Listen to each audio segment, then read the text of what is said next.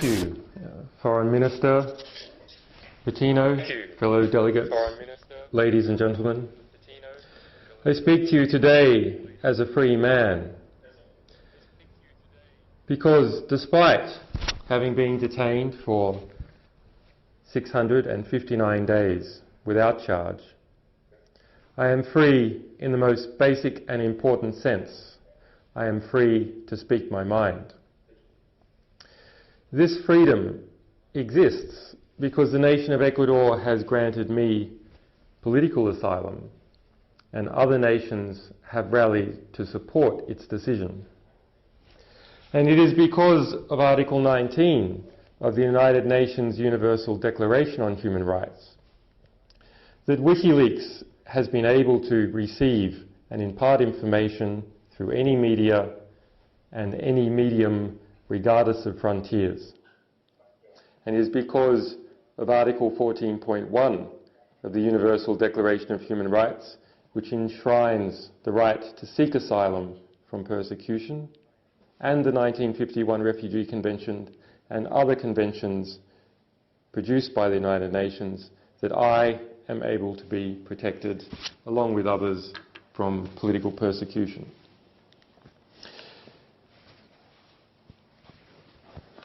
It is thanks to the United Nations that I am able to exercise, in this case, my inalienable right to seek protection from this arbitrary and excessive action taken by governments against me and the staff and supporters of my organisation. It is because of the absolute prohibition on torture enshrined in customary international law and the UN Convention Against Torture that we stand firmly to denounce torture and war crimes as an organisation, regardless of who the perpetrators are. I would like to thank the courtesy afforded to me by the government of Ecuador in providing me the space here today to speak once again at the UN in circumstances very different to my intervention in the Universal Periodic Review in Geneva in 2010.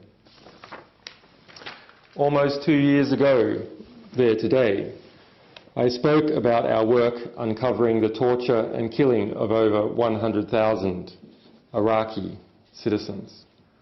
But today I want to tell you an American story. I want to tell you the story of a young American soldier in Iraq. The soldier was born in Crescent, Oklahoma, to a Welsh mother and to a US Navy father. His parents fell in love. His father was stationed at the US military base in Wales. The soldier showed early promise as a boy, winning top prizes at science fairs 3 years in a row. He believed in the truth, and like all of us, he hated hypocrisy. He believed in liberty and the right for all of us to pursue it and happiness. He believed in the values that founded an independent United States. He believed in Madison, he believed in Jefferson, and he believed in Paine. Like many teenagers, he was unsure what to do with his life, but he knew he wanted to defend his country, and he knew he wanted to learn about the world. He entered the US military and, like his father, trained as an intelligence analyst. In late 2009, aged 21, he was deployed to Iraq. There, it is alleged, he saw a US military that did not often follow the rule of law, and in fact engaged in murder and supported political corruption. It is alleged it was there in Baghdad in 2010 that he gave to Wikileaks, he gave to me, and it is alleged he gave to the world details that exposed the torture of Iraqis, the murder of journalists, and the detailed records of over 120,000 civilian killings in Iraq and in Afghanistan.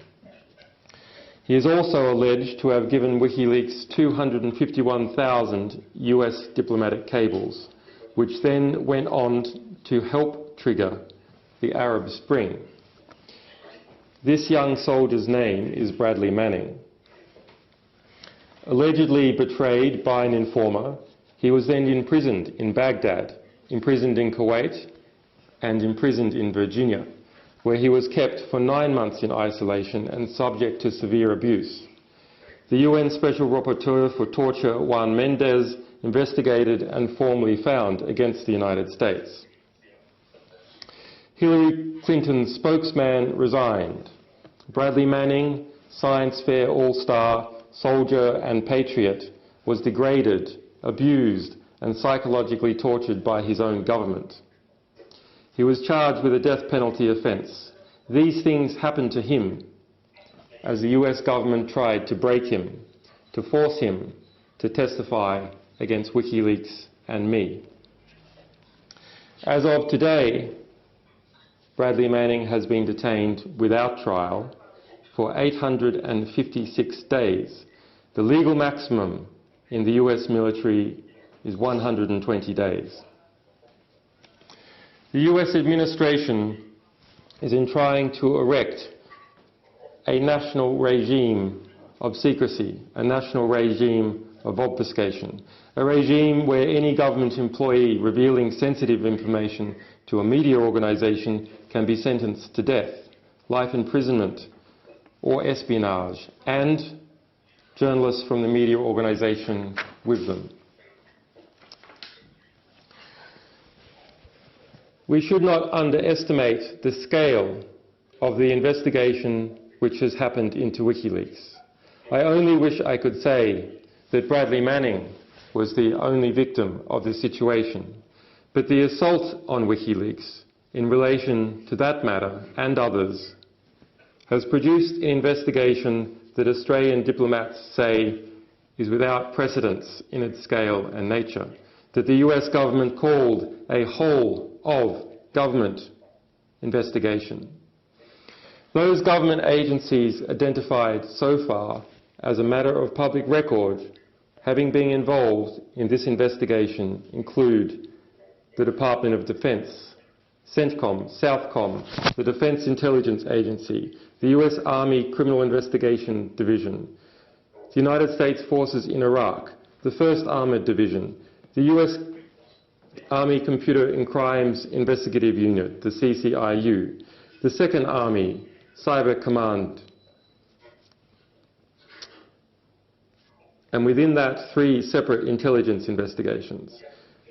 The Department of Justice, most significantly, and its US grand jury in Alexandria, Virginia. The Federal Bureau of Investigation, which now has, according to court testimony early this year, produced a file of 42,135 pages into Wikileaks, of which less than 8,000 concern Bradley Manning. The Department of State, the Department of State's Diplomatic Security Services.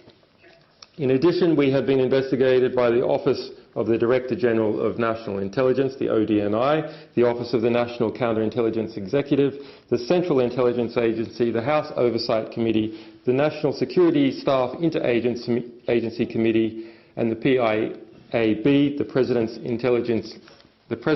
Intelligence Advisory Board. The Department of Justice spokesperson Dean Boyd confirmed in July 2012 that the Department of Justice investigation into Wikileaks is ongoing. So for all Barack Obama's fine words yesterday, and there were many of them, fine words, it is his administration that boasts on his campaign website of criminalising more speech than all previous presidents combined. I am reminded of the phrase, the audacity of hope. Who can say that the President of the United States is not audacious? Was it not audacity for the United States government to take credit for the last 2 years of progress? Was it not audacious for him to say on Tuesday the United States supported the forces of change in the Arab Spring? Tunisian history did not begin in December 2010, and Mohamed Bouazizi did not set himself on fire so Barack Obama could be re-elected. His death was an emblem of the despair he had to endure under the Ben Ali regime. The world knew, after reading Wikileaks publications, that Ben Ali and its government had for long years enjoyed the indifference, if not the support, of the United States, in full knowledge of its excesses and its crimes. So it must come as a surprise to Tunisians that the United States supported the forces of change in their country.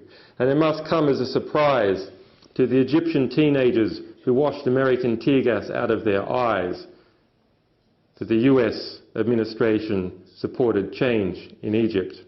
It must come as a surprise to those who heard Hillary Clinton insist that Mubarak's regime was stable, and when it was clear to everyone that it was not, it must come as a surprise that the US backed its hated intelligence chief, Omar Suleiman, who we proved the US knew was a torturer, to take the realm.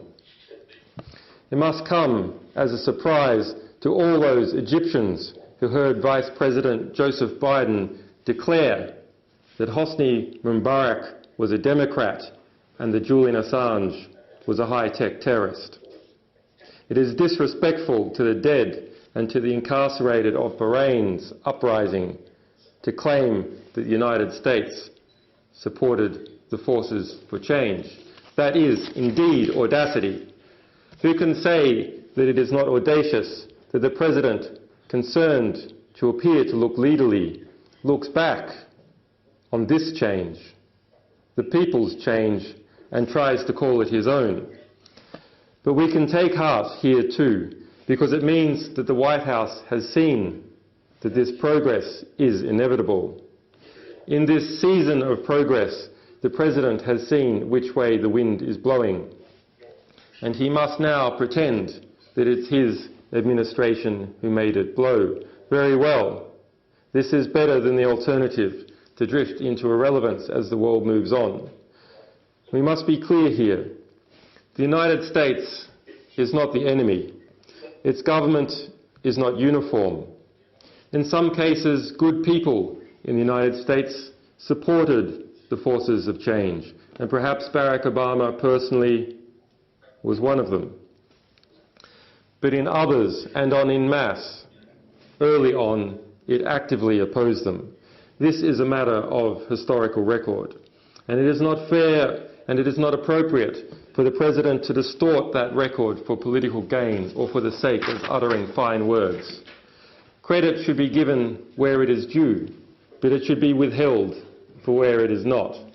And as for these fine words, they are fine words, and we commend and agree with these fine words. We agree when President Obama said yesterday that people can resolve their differences peacefully.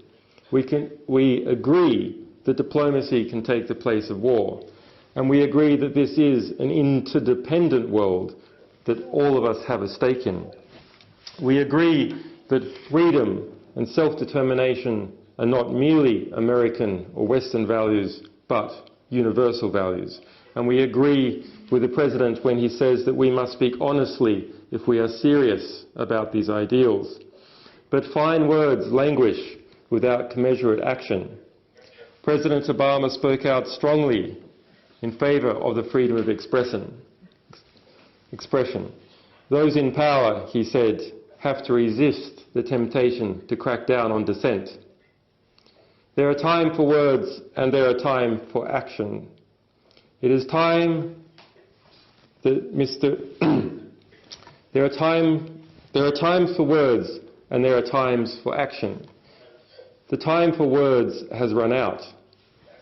It is time for the US to cease its persecution of Wikileaks, to cease its persecution of our people, and to cease its persecution of our alleged sources. It is time for President Obama to do the right thing and join the forces of change, not in fine words, but in fine deeds. Thank you. Fairfax newspapers that the US military has officially designated Julian Assange and WikiLeaks as enemies of the United States through declassified US Air Force counterintelligence documents. Now, in light of these reports, do you believe that this vindicates your decision to seek asylum in Ecuador? And what do you think this says of the statements made by the Australian and American governments regarding this issue? Those documents are now in full on the Wikileaks website, just released tonight. They formed part of the submission that we made to Ecuador. We had those documents for some months, and of course we're very concerned about them, but it was necessary to conduct, because of the sensitivities of some of the people involved in that investigation, to prevent their release until more recently. But yes, I mean, I encourage everyone to read those. I mean, it's an